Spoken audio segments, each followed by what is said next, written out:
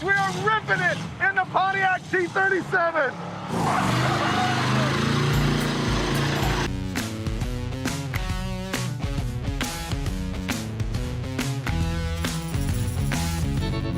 Oh, man. Okay, Steve, let me know when you've got this thing dug out. All you have to do, Freiburger, is go in the driver's door, sit down, reach under the seat, get the key, start it up, and drive it off. No way. Yeah. Okay. Ow!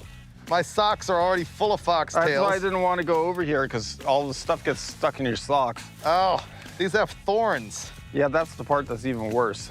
Ow! Now I'm all full of foxtails. Look at that. My side's not as bad as your side. There we go. Oh, man, I forgot how good this car is, though. There's weeds growing inside it. How is that even possible? Hasn't even been here that long.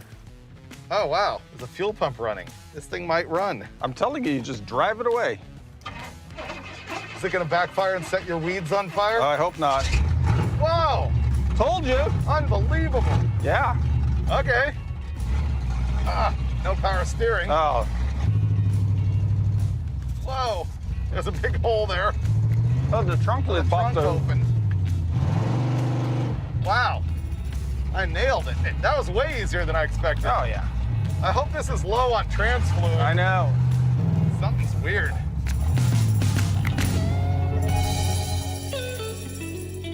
I can't believe we actually drove this into the shop. So the car we're dealing with here is a 1971 Pontiac T-37. Finnegan and I rescued this thing from L&L Classics in Idaho, where it was abandoned for who knows how many years. The last sticker on the plate is 1982. We got it running and driving and cruised the thing around, and I got it stuck on the launch ramp for Evel Knievel's Snake River jump. Finally, we got it back here to Dulcich's place, where it's been rotting for, I don't know, something like a year. I couldn't believe it fired right up. The engine is a Pontiac 400, and obviously somebody swapped it in from a full-size car because it's got a turbo 400 transmission with the long tail shaft extension, which would indicate the B-body car instead of the A-body. This thing is basically the underpinnings of a Chevelle, but it's a Pontiac, so it's going to be fairly easy to work on. And the big thing that we got to deal with here is that the suspension's all sagged out. I don't know if you've noticed it sits like this, and the other thing is that the brakes essentially don't work at all. So those are the things we're going to fix. First up, the problem I'm noticing now is that the dipstick shows like this much overfilled on the engine oil, so I want to drain that out and put in what would be the proper amount of oil, because I think we all know how Pontiacs end with too much oil in them, if you've seen the episode of Roadkill with Finnegan's White Firebird at One Lap of America. Anyway, I'm gonna watch Dulcich change the oil on this thing, and then we're gonna go out for some six-clod testing.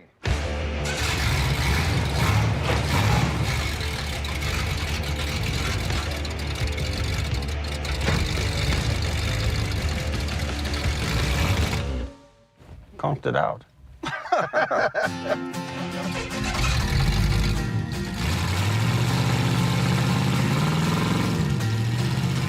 The ride quality is pretty good, but the suspension is pashed. This thing might even rival the Crusher Impala on this road. Yeah, the key to the GM coil spring suspension is to drive it for 200,000 miles and wear it out. Oh, no, it gets completely improved. Oh. Man, the handling's kind of a little loose. It is. How about the brakes? Oh! A little horrible, but they work. Oh! That was valve float. Oh, it went to neutral. When I did the corner, it kicked the linkage. I saw that. Wow, the T-37's a little bit of a wallowing mess. Yeah, it is. I feel like it'll roll over at our donut shop. No way.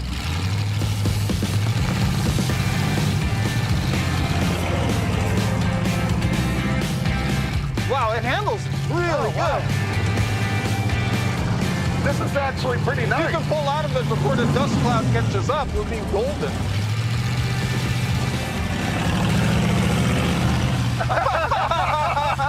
That was a nice little tire squeak. That felt like a 70s cop movie. I know. It was perfect. That's what it reminded me of.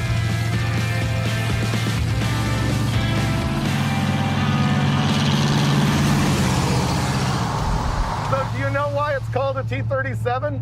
It was named after a Russian tank from World War II. Well, that would be cool. That's not it. No? So In 1970 and 1971, they dropped the Tempest as the lowest trim level. Oh. They replaced it with the T-37. T-37's an option code, just like C-28 or Oh, really? LS6 or any of that stuff, yeah. I did not know that. Now you are edumacated. Yeah. This one is pretty trick because it came with those factory sword stripes on the side. They also had the GT-37, which was the high-performance version.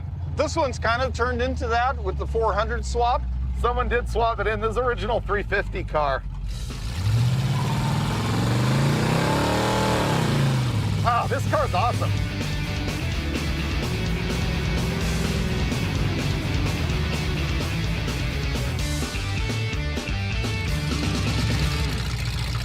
Do you think this thing does burnout?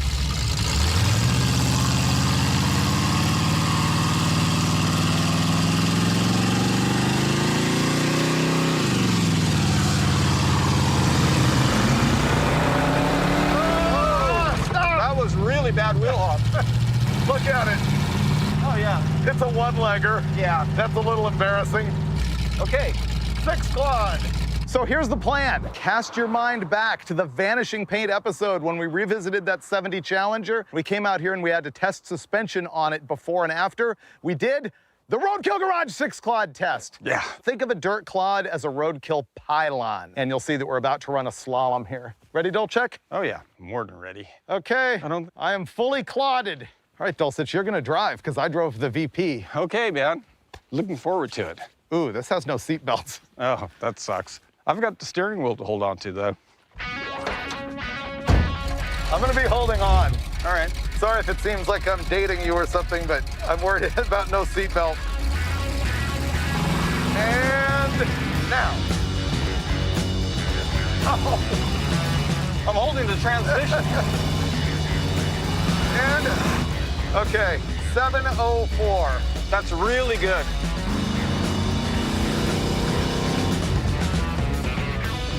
Hit the clod. No, I didn't.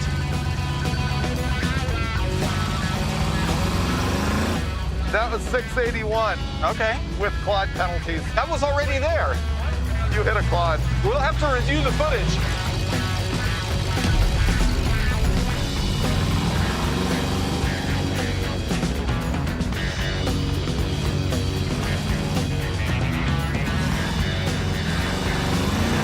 $659. And it was clean. Yes, I'll give you that one. All right, see if you can Getting the repeat hang it. of this.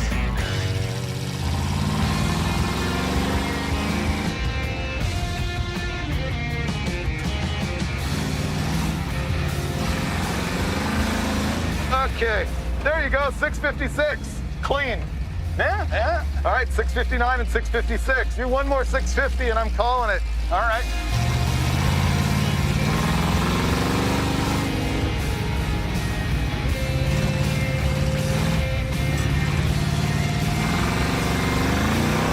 There you go, 656. I like the repeatability on that, Yeah, Dulcich. yeah. I think we got it. Okay, 656. That's our number right there. Yeah. That's what I'm talking about, Freiburger. Good one. Boom. Woo. That was great.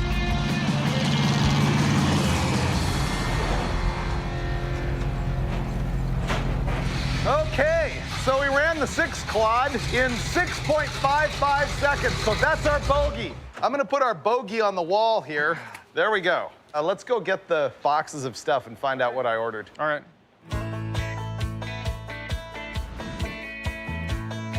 Okay, it doesn't look like I actually got that much stuff. I think I didn't want to go full pro touring, ruin the ride quality. I just wanted to like have the thing sit level and have good springs and shocks and maybe exhaust that wasn't horrible. I noticed I got both 2-inch and 1-inch drop springs.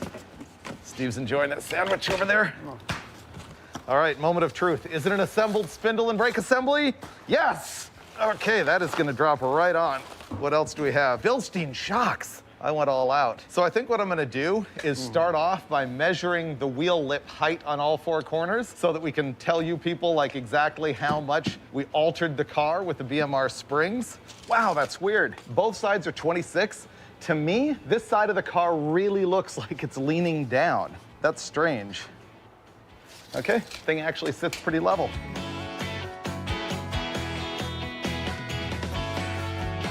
People on Instagram love my sandwich.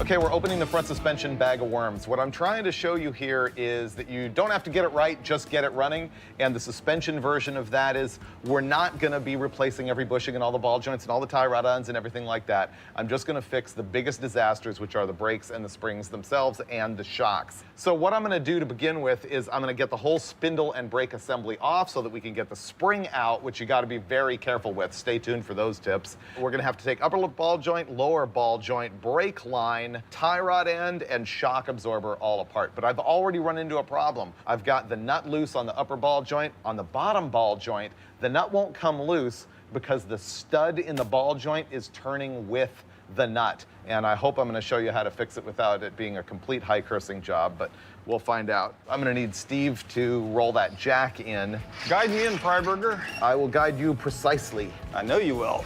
The eye of Freiburger. Wow, that spring is shot. Yeah. Okay, there you go. The weight is off. So now that we have all that load on it, I will attempt to loosen that nut once again. Okay, it's the moment of truth. Ooh, it's working. Score. Relief. Yeah. Let me take the shock apart. All right, the shock is now loose. Go. That is an original GM shock absorber right there. Never changed.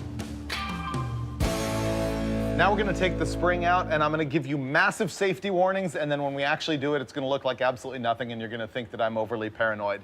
But once again, the compressed stored energy in a coil spring, if it flies out of there and hits you in the face, it can hurt you very, very devastatingly badly. But we're gonna do this carefully. We've got a jack underneath the lower control arm. Right now, both of the nuts are on the ball joint studs. I'm gonna reach in and remove both of those and clear, and then Steve's gonna let the jack down slowly. You feel like I'm overly paranoid on this job? No, you gotta be careful because it can kill you. Yeah, that's the short version. This can kill you. Now, I'm gonna clear, and Steve's gonna let that down slowly. There we go.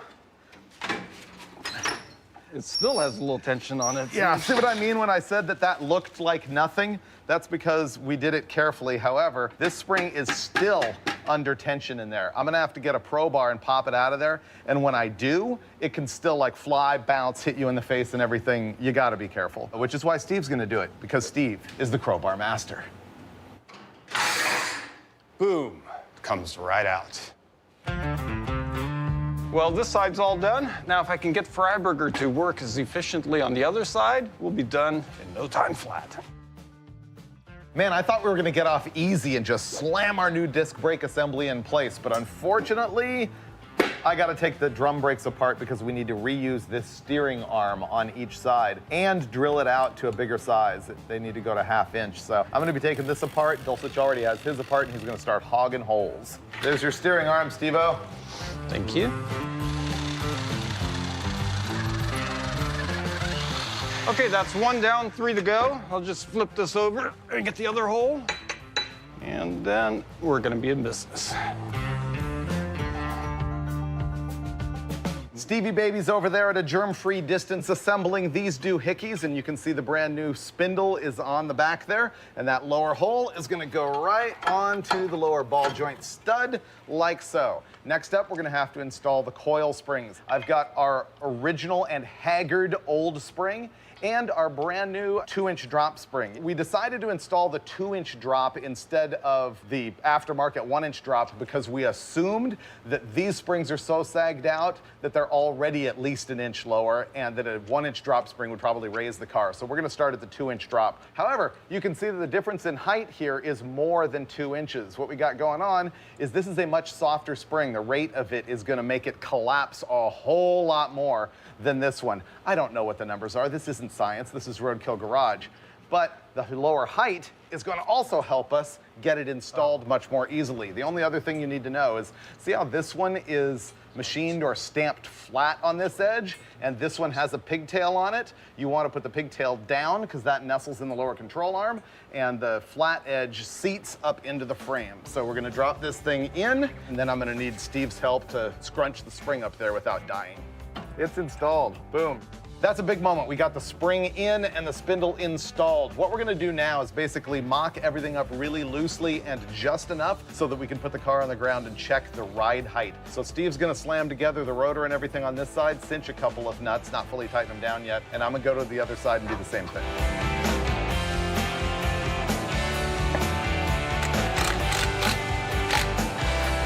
Stand back for the big moment. Oh, you can't even get the jack out. It's literally slammed. Let's get the jack out and see how bad it really is. If I pick it up, can you get it out? I think so. Try picking it up. Oh, there you go. It's really low. I don't know. This could be fine. Current situation looks rad. Unfortunately, I think it's too low. The tires are gonna rub. And this is why we test fit it. So we're gonna fire it up and steer it both directions and just confirm what we already know, which is that it's too low. Hold it there. Yeah, that's touching. While it looks cool, it's not gonna fly for what we do. I'm actually worried going up 1 inch is not gonna help it, but let's find out. I can assure you of one thing, Freiburger. I'm not putting those rusty stock springs back in under any circumstances.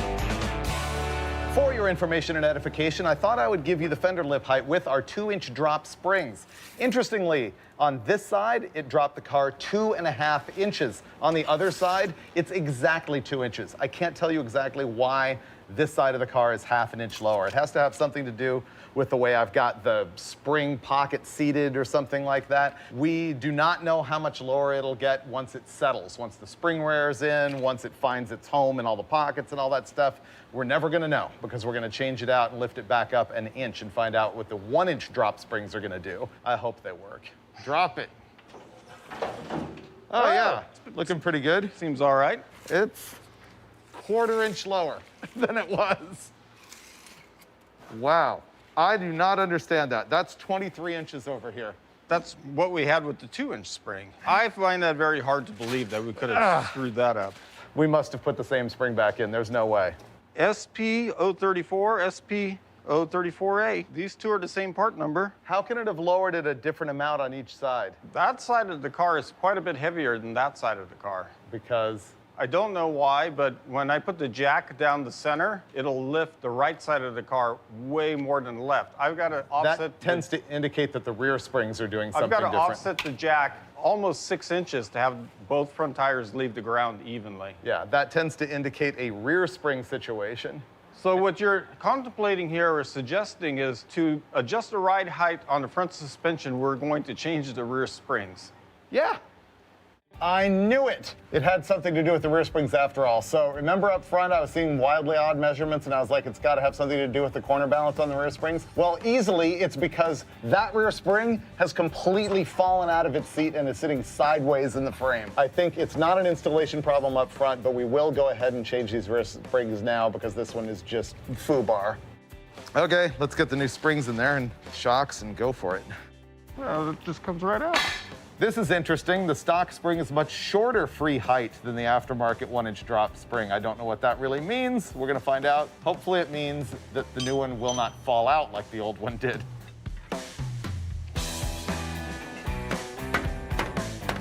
There you go. Yeah, the upper's installed. I need to jack it up more before I tighten the lowers. Okay, wheels are gonna go on, the back's gonna come down, then the front's gonna come down. Sits way taller in the back. Wow. Like way, like 2 inches taller. And it's still not sitting level. This is so weird. It's like we cannot get the car to sit level. It's all cattywampus again. You think it's that spring? I don't know. There comes a time on Roadkill Garage where we actually have to turn off the cameras and throw wrenches like an actual reality show. That's what's been happening for 3 hours as Dulcich and I are trying to troubleshoot why we could not get this car to sit level. Here's what it comes down to. These coil springs right here for the front of the car have the same part number written on them. They're a 2-inch drop. You can see that they're the same height spring. These two springs have the same part number stamped on each spring. But watch this. They're not the same spring at all. This one is marked and part numbered as a 1-inch drop spring. So is this one. But look at that. They're radically different. As a matter of fact, if I take this one and put it over here, you can see that it is in fact a 2-inch drop spring. So what we've been dealing with all day long is 2 springs with the same part number, one of which is a 1-inch drop coil and the other one is a 2-inch drop coil. And that's why this garbage will not sit level. So what are we gonna do? Take our stock springs, cut half a coil off of them and throw them back in the car. I can assure you of one thing, Freiburger. I'm not putting those rusty stock springs back in under any circumstances, under any circumstances, under any circumstances.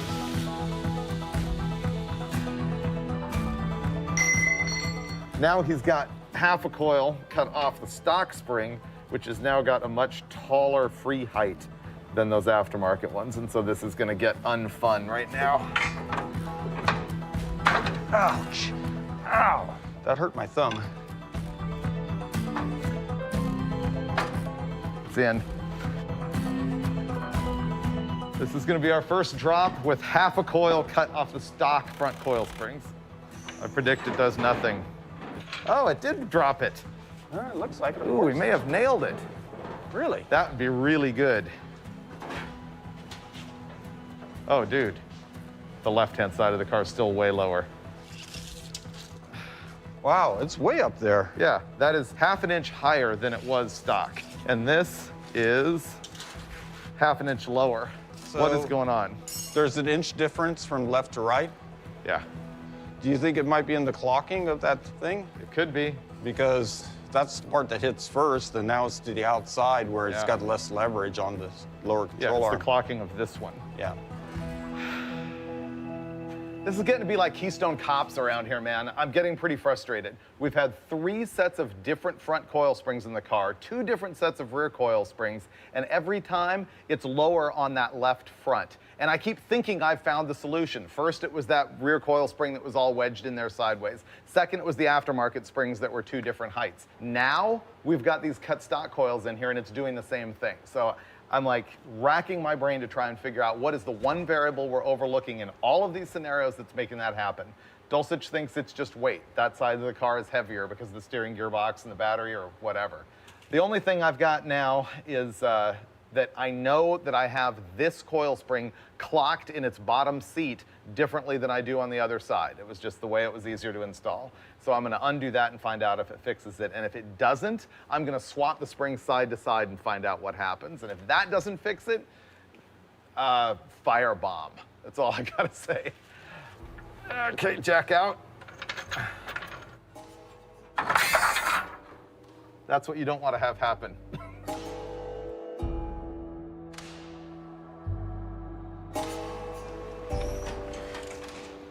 Still wrong.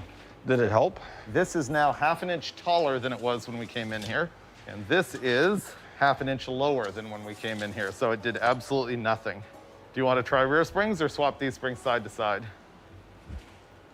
Honestly, I would cut half a coil out of the passenger side and move on. So it doesn't bother you that we will not have actually found what the problem is? Then No, it doesn't bother me at all. I would cut an extra half a coil out of that side, level the car, and send it down the road. the problem with that to me is that, yeah, that fixes our cosmetic and problem and it'll drive just fine. It's no big deal. It leaves a mystery unsolved that really frustrates me.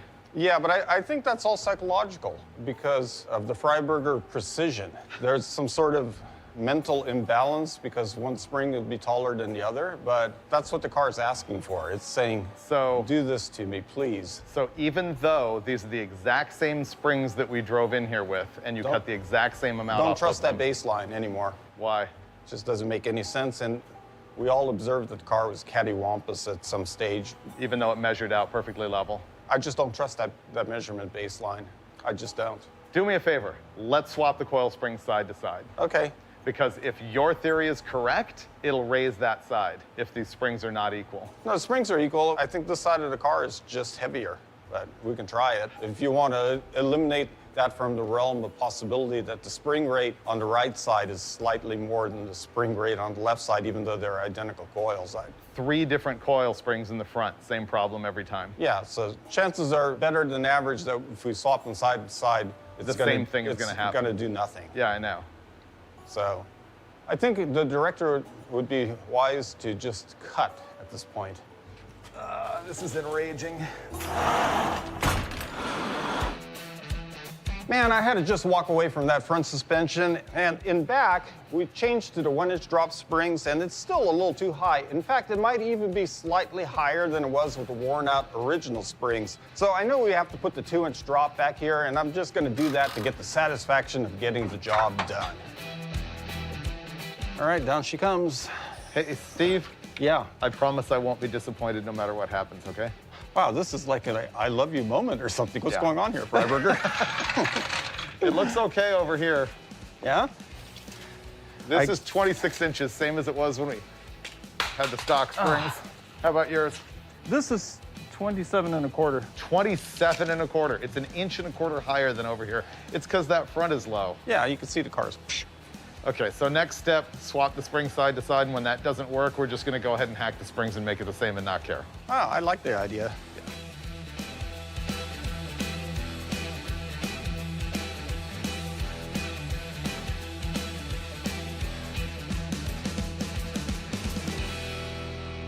This is gonna be the last step before I give up and just start cutting coils to make the car level. We swap springs side to side. Let's see what happens. Let me pick it up. Go outboard more. No. Ow! Fuck. Oh, that hurt. Oh, man. Oh, it hit. Oh, that hurt. Oh, wow, that hurts. I don't even know what happened. Ah, boy, that hurts. Ah, it's like I'm gun shy now. You want me to do it? Nah, I have to have the pleasure of victory on this thing.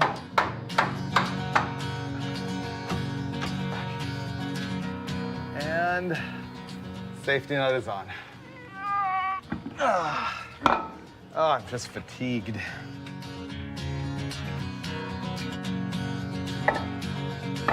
All right, don't you feel good knowing that's the second to last time we're gonna do that? Yeah, we only have to do half the job next time. Ready? Go for it. Fixed. Is it actually fixed? It looks fixed to me. That is 25 1/2, exactly what it was when we started. And this is 25 1/2. It's level, yay! We're back to where we started! 2 days! Oh, Freiburger, you're feigning excitement. 2 things. First of all, I am vindicated. The coil spring swap side to side actually worked. Second thing, this whole episode has been a giant comedy of errors. I won't know until I see the final cut of the show whether you really have an idea or not of how many times Steve and I have changed these coil springs around, how many hours we've put into it, how many arguments we've had about it. It's been stupid. I think we've got the least amount of ultimate work done in an episode for the most amount of hours spent ever. But there are some learnings here. First, there can be multiple combinations of things going wrong at the same time that mess us all up, like a offset coil spring in the back combined with the wrong aftermarket springs in the front and so on. Second of all, when you take apart your OE springs, look at the part number tag on them, keep track of what's right and left, because what we just proved is that the coil spring over there on the left-hand side has a different rate than the one over here on the right-hand side, even though they had the same free height. Meaning you put the stock coil springs right next to each other, they're the same height. Unlike aftermarket ones, which have a higher rate to them, and they are the same height and the same rate. So anyway, all that gobbledygook. Ultimately, I think we're gonna cut another coil out of this thing so that we can get a little stance out of it and get back to the 6-clod. And man, that's gonna be a glorious moment because I'm sick of this.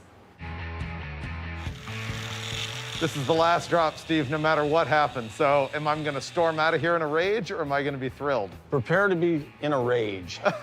Okay. Coming down. There we go. Done.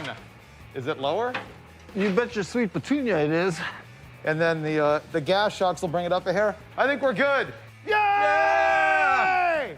Oh, dude, that was a ridiculous amount of work for a very simple job, but we're finally happy with the stance on the car. We've got it back up on jack stands now because we have to finish up the brake job, put shocks on it, and then change the master cylinder, and then bleed it. And then we're gonna go thrash some more.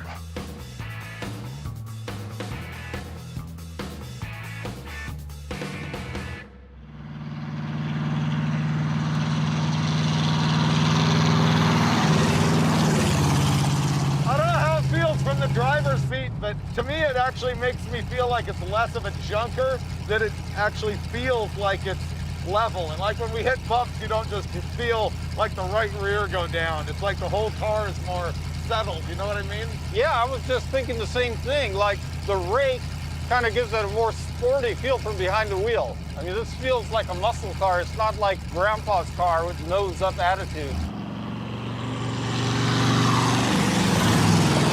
I would say we made this car much more useful. Yeah. Seriously, it's like, I feel all we really did was set the stance, change the rear coils, put shocks on it, and put disc brakes. But the shocks made the biggest difference in the drive around quality of the car. Well, it was basically like a junker. I would even go so far as calling it responsive. Yeah, I know. This is way better. Oh, yeah.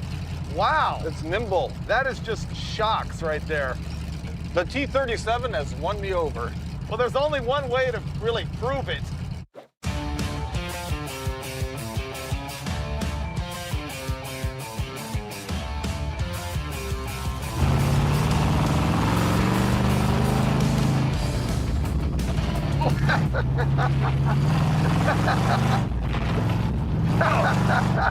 I can't stay in my seat. It didn't do that before. 6-0. Okay, that's half a second better, but Yeah. man, I was slip-sliding away. That was funny. Oh, All right, 6-0. how am I gonna brace myself? I'm gonna brace myself. Try not to hit me. It's hard to control the car when you're... Hit a quad.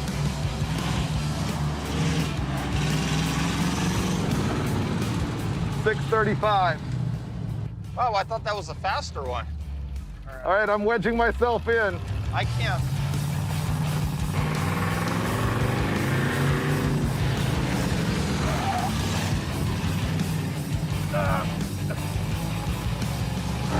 Oh, dude, 582. Best ever. Wow.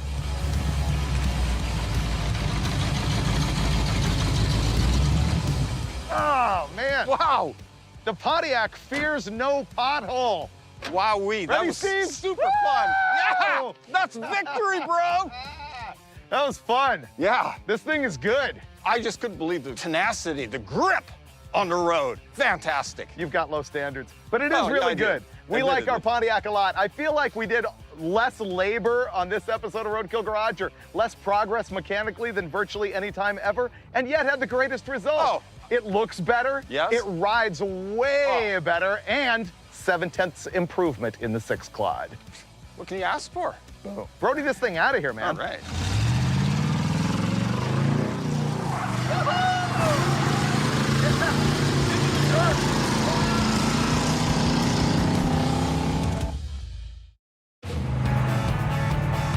Try another one. Whoa! What? I just got hit right here by GoPro or something. Something just landed right on my arm. Like a GoPro? I don't know. It was something about that big. It just landed right on my arm and bounced out. Could it have been a bird dropped dead in midair and just landed on my arm? That'd be hilarious. As I just drove by? What's the chances of that?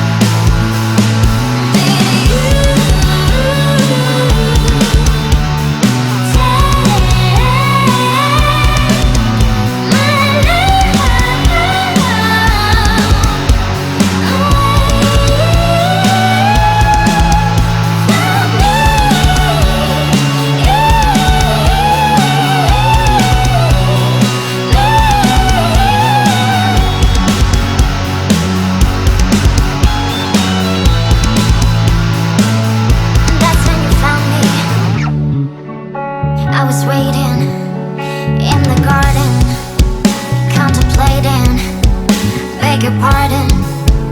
There's a part of me